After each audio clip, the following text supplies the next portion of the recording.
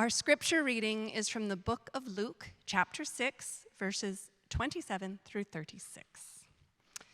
But to you who listen, I say, love your enemies, do good to those who hate you, bless those who curse you, pray for those who mistreat you.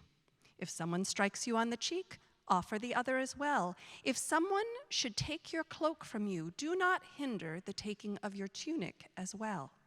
Give to everyone who begs from you. If someone takes what is yours, do not strive to get it back. And treat people just as you wish them to treat you. If you love only those who love you, what credit is there in that? Even sinners love those who love them. If you help only those who help you, what credit is there in that? Even sinners act in this way. If you lend only to those from whom you hope to get something, what credit is there in that? Even sinners lend to sinners to get back as much again. Rather, love your enemies, help people, and lend to them, looking for nothing in return. Your reward will be great, and you will be sons of the Most High, for he too is kind to the ungrateful and the wicked. Be merciful, even as your Father is merciful. Here ends the reading. Thanks be to God. So today we will be talking about loving one's enemies. And it'll be different from my sermons, which I try to have more exegetical. This will be thematic one. And on the bulletin cover, you have examples of 4 people who tried to turn non-violence or try to interpret the loving of one's enemies as a non-violence. And it was the theme of my Friday message. You can find it online. Today, let us look at it on this radical ask of loving one's enemies.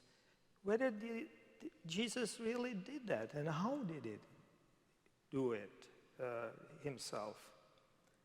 Because right before this beautiful passage about loving one's enemies, Jesus uttered a litany of curses against the rich and powerful.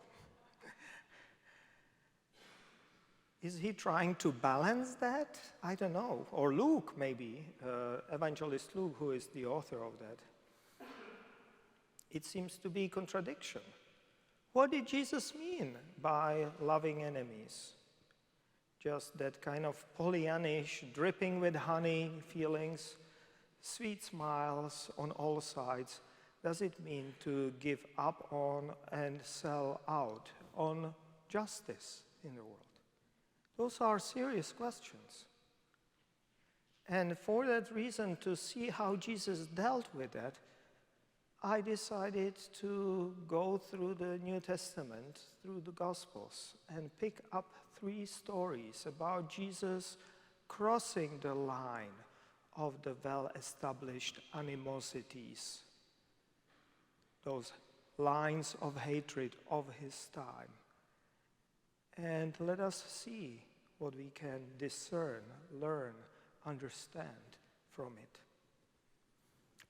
And the first one is, of course, or came to my mind, Zacchaeus. He was a head tax collector. And because he was short of stature, he could not see Jesus when Jesus came to Jericho. And so he climbed on a sycamore tree to see him. And Jesus called him down and invited himself and his entire group. Just think about it. Sudden visitors are coming. No, it's not like Thanksgiving when you plan for it. No, here it is that Jesus invited himself and his band to Zacchaeus' home. And he welcomed them, while people around were upset. You need to understand that tax collectors were hated. Taxes were unjust and predatory. If we consider them unjust today, you should know what it was. I'm not going to do that. That's for the Bible class. But harshest, of course, to the poor, like today, literally putting them to slavery. Thankfully, that's behind us, predominantly. even though there are situations of slavery around our world. When challenged on this tainted reputation, Zacchaeus made a great and generous commitment to set things right. Because Zacchaeus was caught in this unjust system.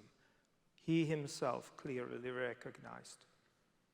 His conscience was telling him that was not right. And he was hated because that is what we humans do. It is difficult to change the system, to change the taxation system. Just ask Dave Taylor over there, how difficult that is. So we at least hate the representatives of that system. And that happened to us around the Occupy Wall Street movement, if you remember. And I was surprised that some of you remember that we were on the side of those who were occupying Wall Street.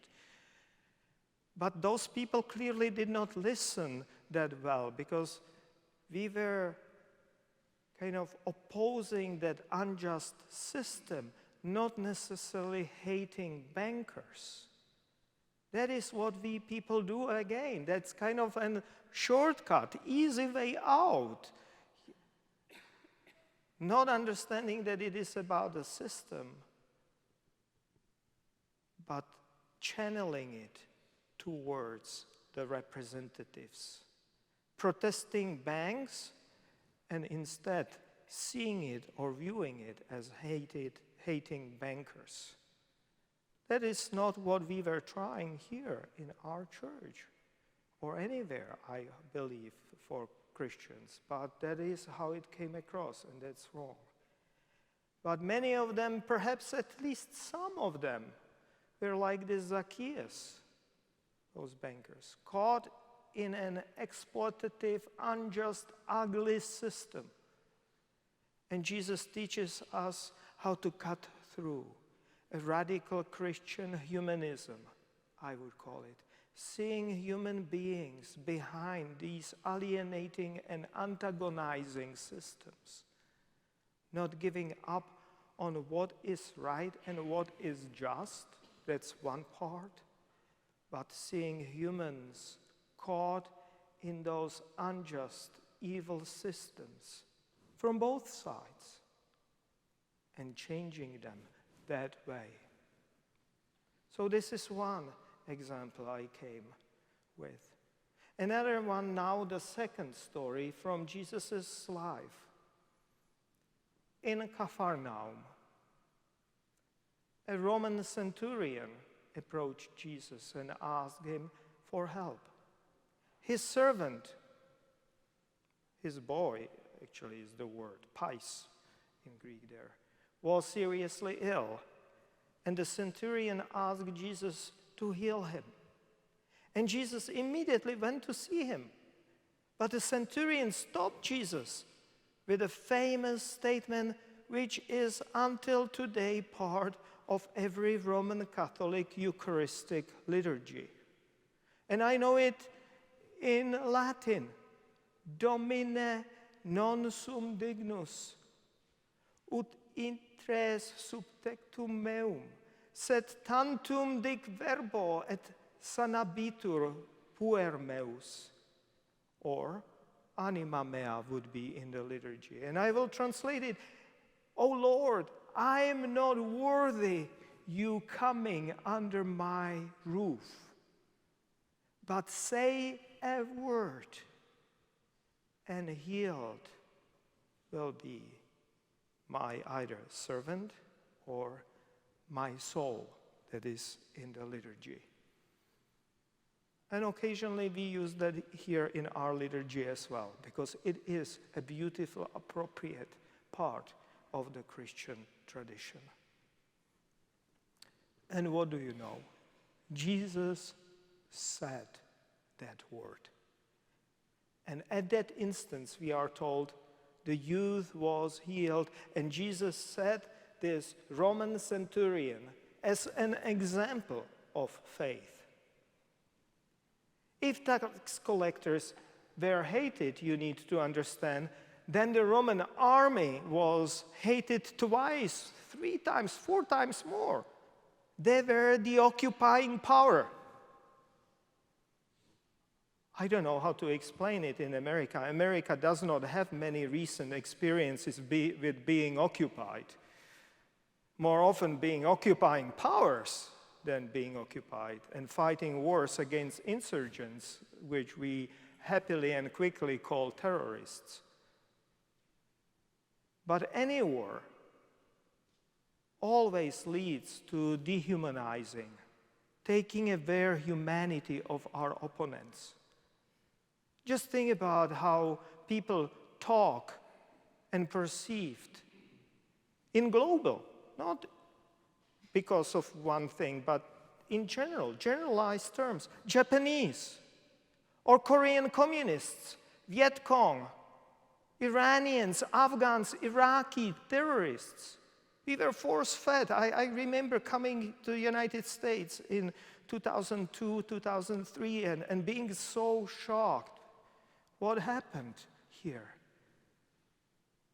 In order to fight, the enemy must be, at least we think, must be vilified and dehumanized, his or her humanity to be taken away. And it is even more so among those who are being occupied. Jesus shows us how to cut through all of this. These chains and shackles of hatred. The centurion might be a high-ranking officer of the occupying army. Today, probably like a captain within the army. That's a big boss. To the point that I think evangelist Luke actually tries to figure out why it even happened. And so he sneaks in that kind of like small sentence that there were Jewish people who were kind of saying to Jesus, do it for him because he built a synagogue. They need to do that. Or at least Luke thinks that he needs to do that. But there is a medical emergency. He might be a high-ranking officer of the occupying army. But there is a medical emergency, and that has a clear precedent for Jesus.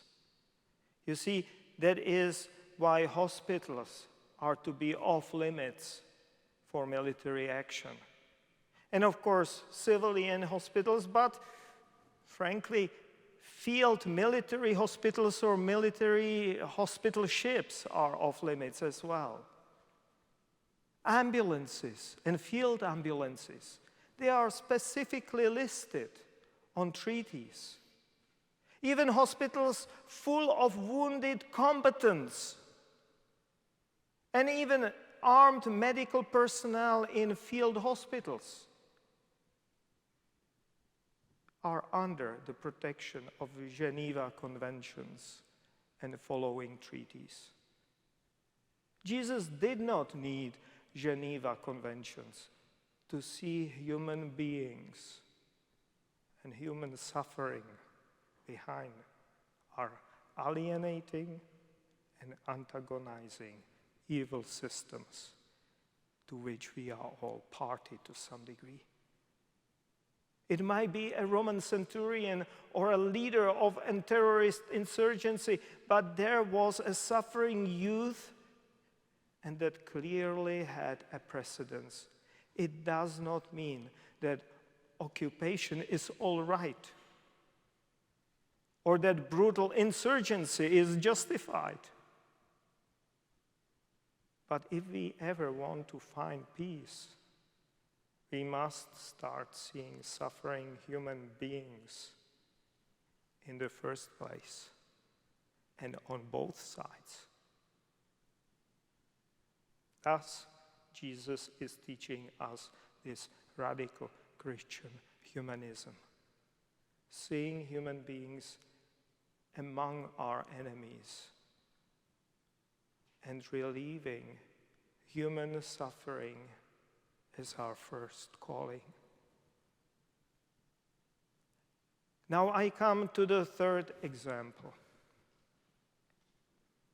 And in it, Jesus almost lost it. He almost lost this higher ground upon which we now perceived him for 2 times being. Jesus was, now a little bit of setup, Jesus was on a run, hiding from religious and political authorities of his time in Galilee. And so he became a refugee for a moment, or at least to seek a respite. He crossed the border to Phoenicia. He was in Phoenicia now, in a foreign country, on the pagan land or pagan territory, trying to lay low for a while until that turmoil which was probably behind him kind of softens and calms down. That's the setting. But there was this Syrophoenician woman asking Jesus to heal her daughter. She made so much noise and attracted so much attention that very uncharacteristically in Gospels, but it is preserved there. It is there in 2 Gospels. Jesus rebuffed her arrogantly. He was rude beyond a measure. I was sent to feed children of Israel, and I'm not going to take that bread and throw it to dogs. He de facto called her a barking bitch. But that is not the end of the story. And that is not the reason why it is in the Bible. That might be part of it, but she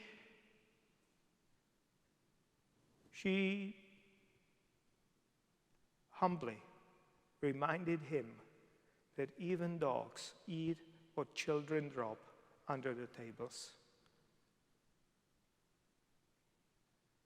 And now comes the greatest lesson. Contrite, remorseful, Jesus acknowledged that she was right and granted her wish. And it was confirmed at that moment in that miracle which happened, and her daughter was healed. Now we have here those deep-rooted cultural and religious prejudices which got better even of Jesus. Think about it. As they often do of us. But at the moment of being challenged, when we almost lose all hope, when we almost think that even Jesus lost it, he shows us how to overcome. Because Jesus was not any shallow, schematic superhero, Superman, like on those tinsel films produced in the 50s.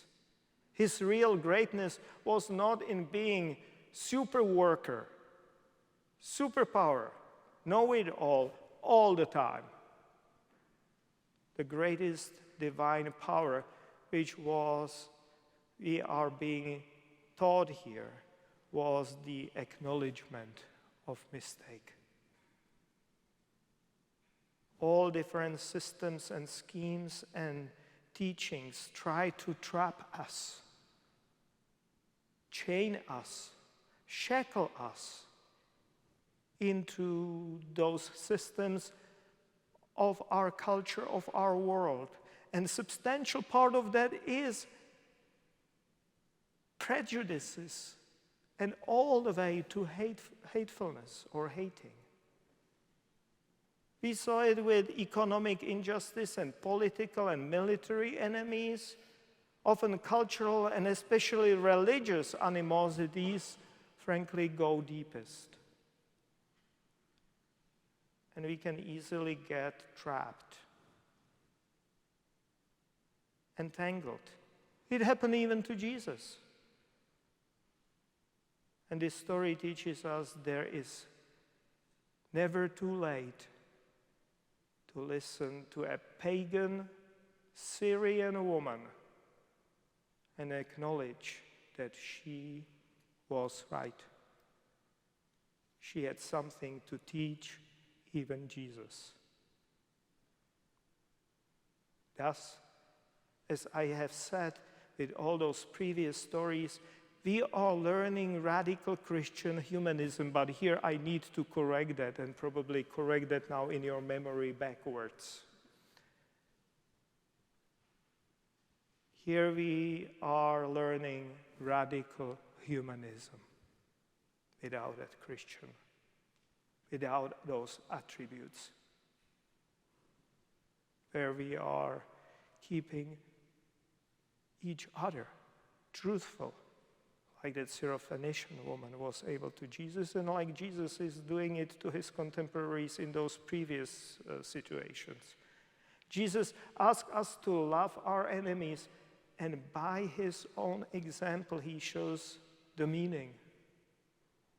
Cutting through economic, military, political, racial, religious prejudices, bigotries, intolerances, and learning to see and respect human beings on the other side. And it is to be our calling for all the people of goodwill to keep each other accountable, reminding each other of this higher calling. And just like Jesus, being prepared to change and acknowledge and do right things. Amen.